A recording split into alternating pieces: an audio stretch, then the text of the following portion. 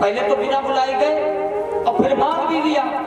तो दशरथ जी ने क्या कहा, इस सब सुख मोए प्राण की नाई और राम देत नहीं बने गोसाई। विचार करना, जब जंगल में थे कौन थे, महामुनि, अयोध्यापुरी में गए मुनि रह गए और जब मांगा तो गोसाई हो गए। मतलब बिना बुलाए जाओगे तो 3 डिग्रियां नीचे गिर जाओगे और उसके बाद भी अगर देने वाला नहीं देता है तो ताते पहले वे मरे जिन मुख निकसत।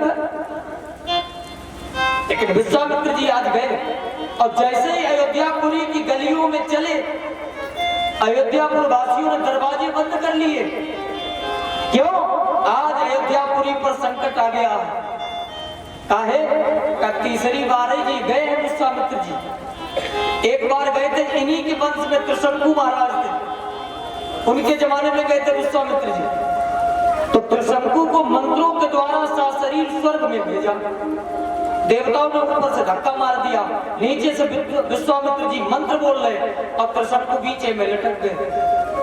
आज भी लटक के नीचे आए नहीं। और दूसरी बार गए हरिश्चंद्र जी के टाइम, विश्वामित्र जी घाट घाट का पानी भरा दिया।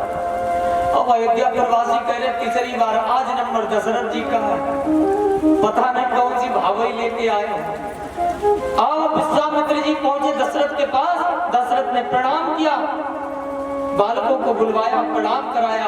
विश्वामित्र जी ने जैसे ही राम को देखा, कड़कड़ में तुझको ढूंढा, तेरा पता नहीं है, और जब तेरा पता मिला तो मेरा पता। देखते रह गए। दशरथ जी ने बीच में ही बात काटी, अब प्रभु के ही कारण आगमन तुम्हारा, आप किस कारण से आए? विश्वामित्र जी ने कहा क्या बताए, जब भी हम यज्ञ करते हैं दुष्ट आकर यज्ञ को विध्वंस कर देते हैं, दुष्ट आकर यज्ञ को विध्वंस कर देते। तो प्रभु आप कहें तो हम अपनी सेना भेज दें। सेना नहीं चाहिए। अच्छा मैं खुद चलूं? नहीं, मैं तो आप ही नहीं चाहिए। क्या मैं दुष्टों को नहीं मार सकता? अब आप देखो, दशरथ जी ने विश्वामित्र जी से कहा क्या मैं दुष्टों को नहीं मार सकता? विश्वामित्र जी ने कहा राजन, हमें मारने वाला नहीं चाहिए, हमें तो तारने वाला चाहिए। हमें मारने वाला नहीं चाहिए, तारने वाला चाहिए। तो दशरथ जी ने क्या दे? कहा मुझे राम और लक्ष्मण दे दे। दशरथ जी ने जैसे ही सुना एकदम से कहा प्रभु सोना चांदी हीरे मोती जो मांगो सब दे दूंगा। यहाँ तक तो छोड़ो, देह प्राण दे प्रिय कछुनाई, लेकिन राम देते नहीं बने गोसाई। राम देते नहीं बनता, हम कैसे दे दे? और मुनिवर तुमने सोच समझ करके वरदान नहीं मांगा, सोच समझ करके वरदान मांगो। आज दशरथ जी कहने लगे सुनो भगवान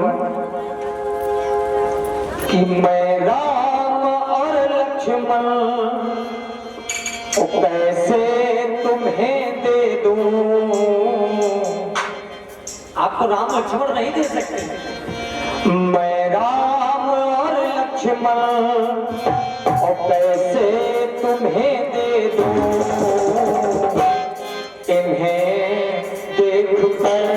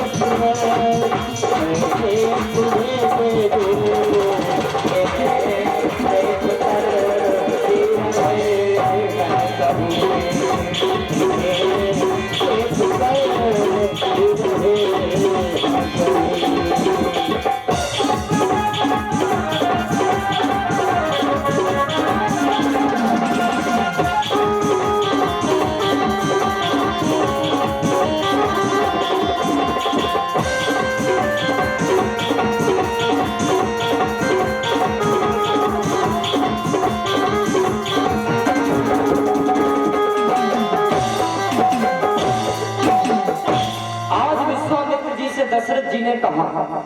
विश्वामित्र जी को क्रोध आने लगा, काहे ये छत्री बाबा हैं विश्वामित्र जी। वशिष्ठ जी की तरफ दशरथ जी ने देखा, वशिष्ठ जी ने इशारा किया, देखो इसमें लाभ ही लाभ है, ले तो जाएंगे तुम्हारे बालकों को और उधर से साथ में बहुएं भी आएंगी, दे दो। दशरथ जी ने बालकों को बुलाया, राम और लक्ष्मण को, और इनको प्रणाम कराया।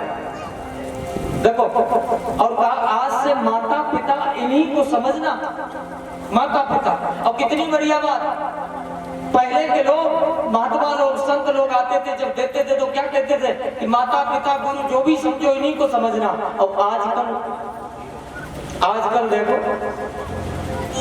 अब कुछ दिन पहले हम लोग उधर कथा कहने गए नेपाल साइड टनकपुर, तो ट्रेन में कासगंज से बैठे और उसी डिब्बे में महाराज हम बैठे थे और उसी में 2-4 महात्मा लोग आकर बैठे, जा रहे उनके दर्शन करने।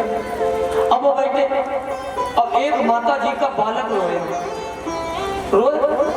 अब वो माता जी क्या बोले, चुप हो जा नहीं तो बाबा आ जाएगा, चुप हो जा नहीं तो बाबा आ जाएगा। अच्छा यहाँ तक तो बात ठीक थी, उसने रोना बंद नहीं किया। दूसरी माता जी पीछे बैठी थी, उन्होंने कहा चुप हो जा नहीं तो बाबा खा जाएगा। उस दिन हमें पता चला कि आज के बाबा खाने भी लगे पहले। ये राम कथा हमें आपको सीख देती है। राम लक्ष्मण को दिया, अभी राम जी ने विश्वामित्र जी से गुरु नहीं कहा, गुरु नहीं कहा, चल दिए आगे पहुंचे। विश्वामित्र जी ने कहा बेटा राम, हमारे जंगल की तरफ एक रास्ता चली गई है, ये छोटी है लेकिन इस पर संकट ज्यादा है, और एक रास्ता है या ये लंबी है लेकिन इस पर कोई संकट नहीं है, किस पर चले।